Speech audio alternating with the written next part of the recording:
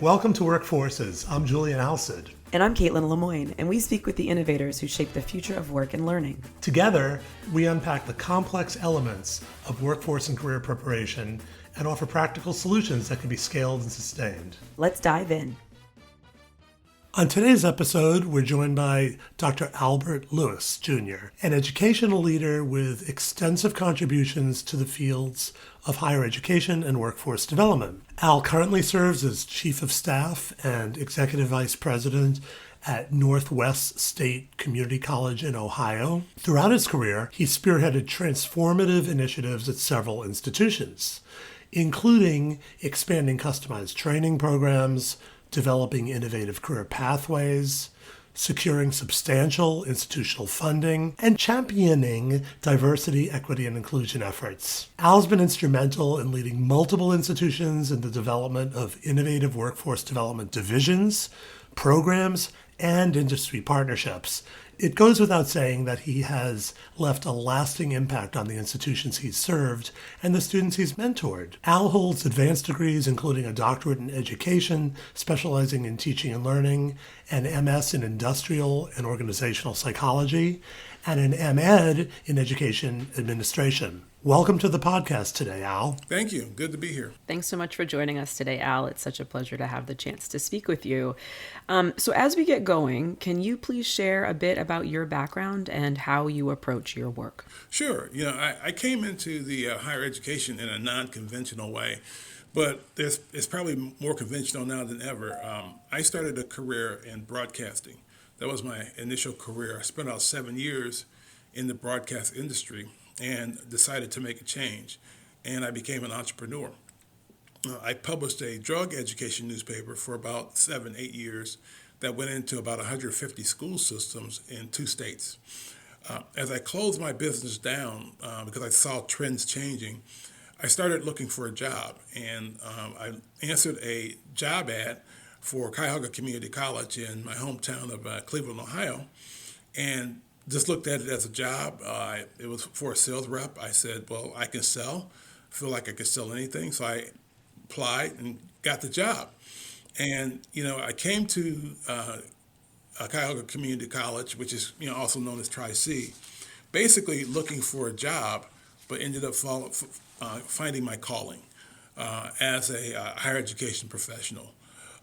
And what really, I think, cemented my reason for being in community colleges is I had a chance to work with students who were SNAP recipients and also formerly incarcerated people, helping them to learn the skills that would enable them to get a job. So get off SNAP benefits, not go back into jail.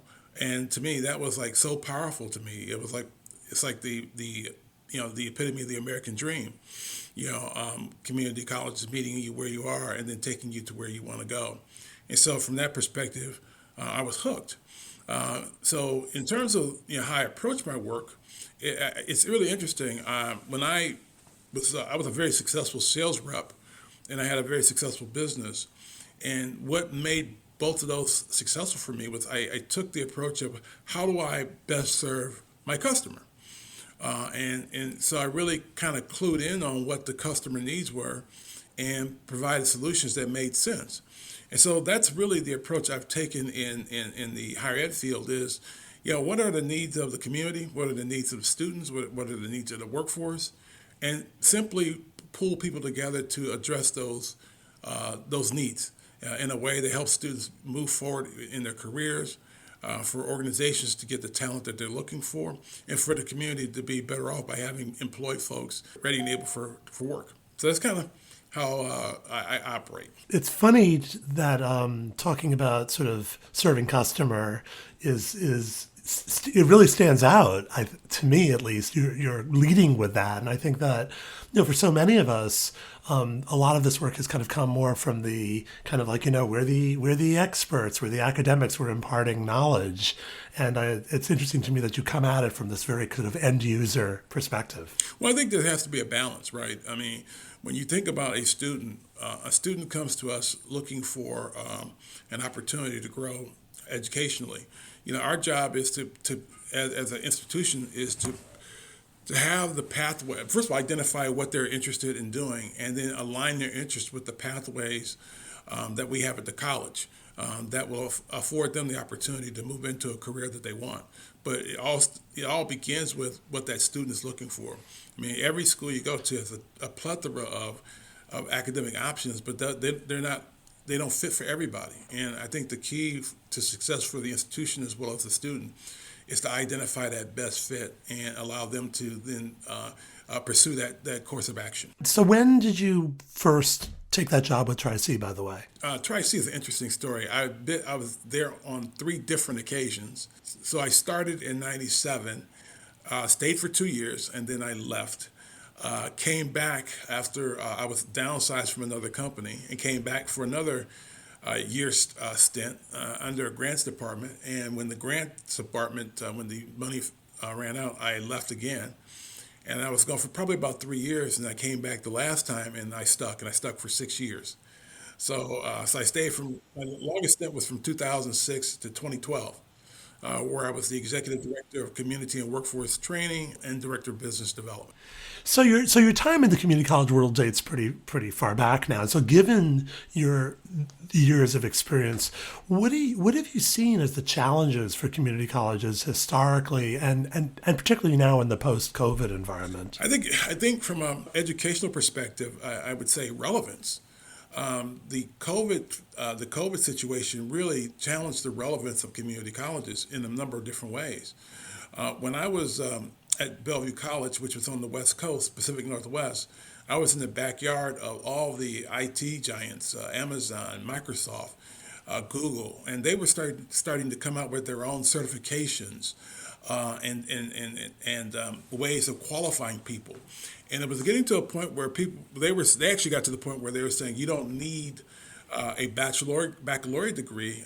We would look at your certifications, and if you've got this specific set of certifications that identify or validate a skill set, and we would be looking to hire you. And so that was a really huge change for community colleges and colleges in general, when companies started going away from the need to have the baccalaureate degree. And then even the associate degree, but looking more toward certifications. I think another challenge that happened with the COVID-19 was we switched to online learning. And for many community colleges, we weren't ready for that. Now, you had people who were teaching and they were, diehard, I got to be face-to-face, no interest in working online. And then within a matter of a week or two, you're now totally online. But also in many ways, totally unprepared to facilitate an online course along with the learning artifacts and learning, protocols that go along with online learning. So that created quite a challenge, I think, for many schools. And I think as a result of that, you had many students who felt the same way. They were signing up for a on-the-ground class and did not feel comfortable taking an online class. And so I think from both sides, you had a little strain going on to the point where there were some schools that lost enrollment as a result of it. Now, one of the benefits, I think, for K-12, at least in our area, was that since a lot of the K-12 were going remote, well, that allowed them, in some cases, to be able to take college courses. Because if I'm going to go remote, I may as well go ahead and take the college course and get credit for the college course and the high school course at the same time, because we're going to be remote. So why not do that? So I think there were some ancillary benefits for some of the K-12, depending on what area of the country you were in. It's really interesting to think about the impacts on that time period for K-12, higher ed, and schools that were already perhaps more focused on online learning, and those that had never experienced that shift before, and trying to do that kind of on the fly and very rapidly. There's just myriad complexities that emerge there. I'm curious, you mentioned relevance being a key piece of your work and how you think about remaining relevant. What are your current efforts at Northwest State Community College that are focused on remaining current, both with the changing needs of industry, but also just, the changing world of education and work? I think one of the things that we're doing is we're opening a new campus, which is about roughly an hour from where we're located now. We are in what's considered a rural area of Ohio. So our nearest major city is Toledo, Ohio, which is about 45 to 50 minutes to the northeast of us. And so literally our school is located right next to a cornfield. And so one of the things that we've been challenged with is increasing our traditional and non-traditional enrollment. And so we had an area of the county that we received about 6% of our students from, but that part of the county represented 25% of the population. And so we were not serving that community very well. So a decision was made that we need to acquire a building or build a building in that area and have a branch campus there. So that's, I think, our number one goal right now in terms of increasing enrollment is to get that campus up and running. Obviously, with that being said, there have been challenges around construction and construction costs because of what happened with COVID. There have been several delays in being able to get equipment that we need to have, but we're continuing to work through those. We actually have a temporary location right now that we're working through in terms of being able to offer some classes down there. In addition to that, we've actually solidified our reputation in the apprenticeship area. We have several apprenticeships with the International Brotherhood of Electrical Workers throughout the entire state of Ohio, and we've done very, very well with that. And also, we've actually been able to replicate that with several businesses locally, creating apprenticeship opportunities with some of our neighboring businesses and industry partners here locally. So it's been, a real commitment to connecting our students to the workforce in different ways. And the other thing we're doing too is we're actually looking at ways to identify, looking at auto credentialing. We have students that will complete a degree or certificate but never apply for graduation. Well, when that happens, we don't get credit for it, and nor does the student get credit for it. So we're looking at ways to credential students who've earned the credential in ways so that way they can have something on their resume and in their portfolio that says, hey, I completed a certificate or I completed an associate degree. And so we're working to create those opportunities as well as reverse transfer. In other words, you leave us and go to your four-year school. Well, some of the courses that you complete there would meet the requirements for you to have an associate degree. And I think that anytime you can demonstrate on your resume and on your portfolio that you've completed something, that says a lot about who you are as an individual, the educational path you've taken. It also gives an employer another reason to kind of look at your resume because you've taken a number of steps to get to where you are. Absolutely. Well, and I'm curious to know, I have many, I guess, questions based on that response, but one of them that sticks out to me is your work around apprenticeships. It seems like there's, so much movement in that direction right now nationally. Yes. I'm curious to know, what has it looked like to build kind of from the ground up those apprenticeships with different companies, businesses, and what are some of the successes and challenges you face? We've been very fortunate in that we are able to create apprenticeships. We are actually designated by the state of Ohio as an entity that can create apprenticeship programs. And so with that being said, we can actually customize apprenticeship programs for companies. Now, there are certain rules that have to be in place. For instance, there has to be wage escalation after a certain period of time. There has to be documentation of mentoring. There has to be documentation of training. So there's a number of requirements that we have to meet. But what we do is we make it easy for the employer. Instead of the employer having to keep track of all that, we keep track of all that for them. So we make it easy for them to have the student or their employees be part of the apprenticeship program because we're going to handle all the paperwork. That part they don't care about, they don't want to deal with. However, they do recognize the value of having a well-trained employee. And for that, they benefit and we benefit as well, making it happen. But we are well positioned to handle that paperwork. We've got a team that's expert at handling apprenticeship programs and the nuances that go with that. And Al, just sticking on the topic of apprenticeships for a moment, you mentioned that you're developing apprenticeships and offering apprenticeships statewide. How are you able to do that? Well, typically what's happened is we will have a organization contact us and ask us if we would be open to working with them in an apprenticeship program. Typically, we've done a really, really good job from a customer service standpoint in terms of paying attention to the organization, having conversation with the organization. What we do is we build what we call great relationships with these entities, because these students are earning college credit, as they're going through their apprenticeship program. So it's not a non-credit situation. They're receiving roughly about 36 credits, and we've had instances where students have actually achieved a associate degree along with their journeyman certification at the same time, which we encourage them to do, because at the minute what you're doing, you might get tired of climbing poles at some point in time and want to move into supervision. Well, that degree allows you that gives you a leg up on the person that's also climbing those poles as well. And so once again, we encourage them to move forward with getting their a degree, and some have done that. We've also been in talks with some of the apprenticeship programs who actually are potentially making it part of their program, the associate degree part of their program. So we're still exploring how that might look as we move forward. But primarily the reason we have so many apprentices is because we make it easy for them to serve their constituents, and we provide the appropriate credit for what they do. Well, I feel like such a key piece of it. It's funny, we're circling back to the concept of how to best serve a customer, right? So much, it sounds like, of what you're doing is really making the lift easier on employers and really taking a lot off their plates. We think about what we do, and I think that this is part of, I think the re-imaging of higher ed is people, it's almost sacrilegious to think of students as customers, right?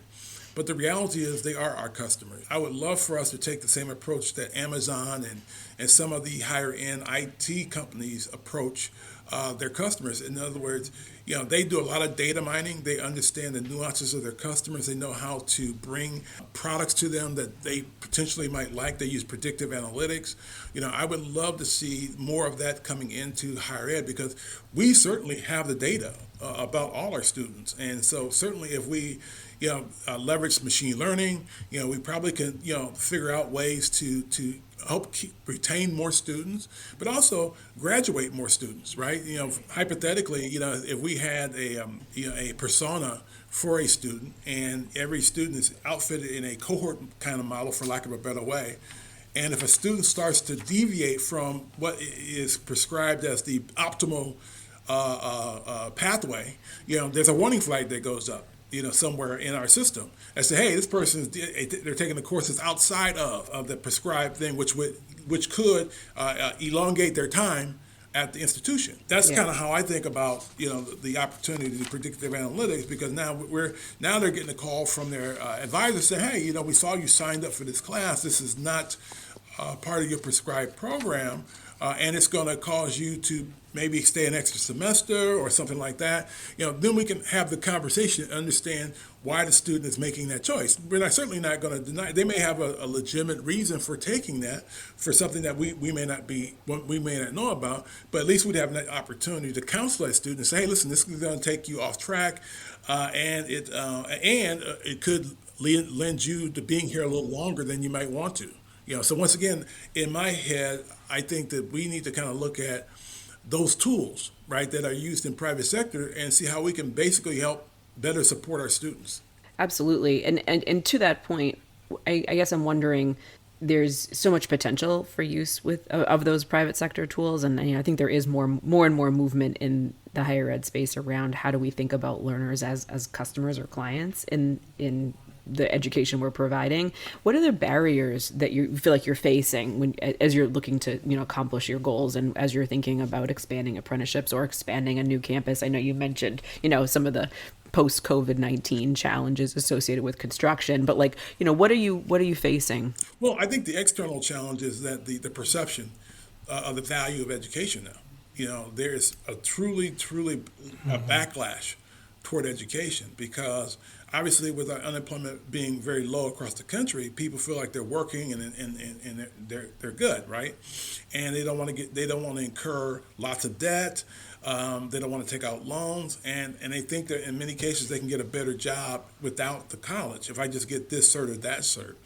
And the truth of the matter is, in some cases, you probably could get a better job and make more money without college, depending on, where you live, depending on what industries are available.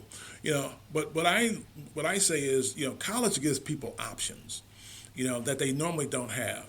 And the other piece too is, you have a lot of people, and I call these jobs survival jobs, where they're making $16 an hour, right?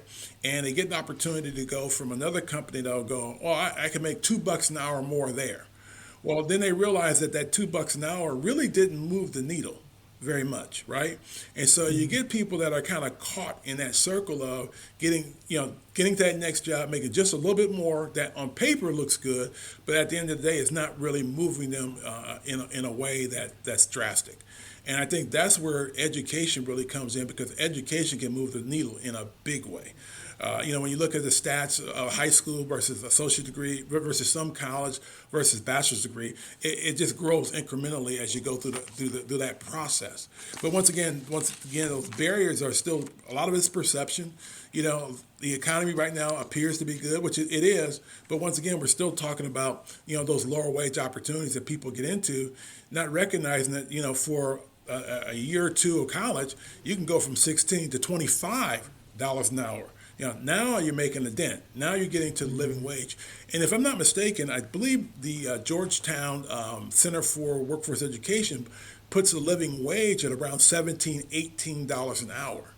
So if you're not making $17, $18 an hour, then you're not really at a living wage. And even at $17, $18 an hour, what really can you do with that? I mean, depending on where you live, you're probably possibly still living with your parents, or possibly in a one-bedroom apartment, or you're in an apartment with roommates.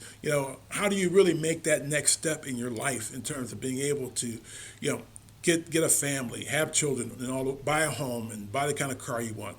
That's the challenge, short term versus long term for many people. Well, and the community colleges are such a key linchpin in making that link, right, from the sort of relatively dead end to the family sustaining wage. Absolutely.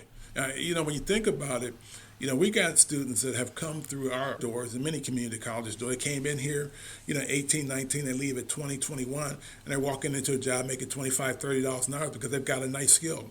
They're a certified welder, or they've got an associate degree in mechatronics, and they're making $60,000, $70,000 a year. And if they want to go back to school, then they have the opportunity to go back to school through their employer have their employer pay for their baccalaureate degree. Because one of the things we want to see students do is continue their education, because they may not want to do what they're doing right now 20 years from now. And I think that what education does is it gives you options. It gives you plenty of options to make change, because you've got that piece of paper that says you got X number of skills, you got X number of skill sets that can be transferred into other areas. Based on your lessons learned now, what are practical steps our audience can take to become forces in the future of work and learning?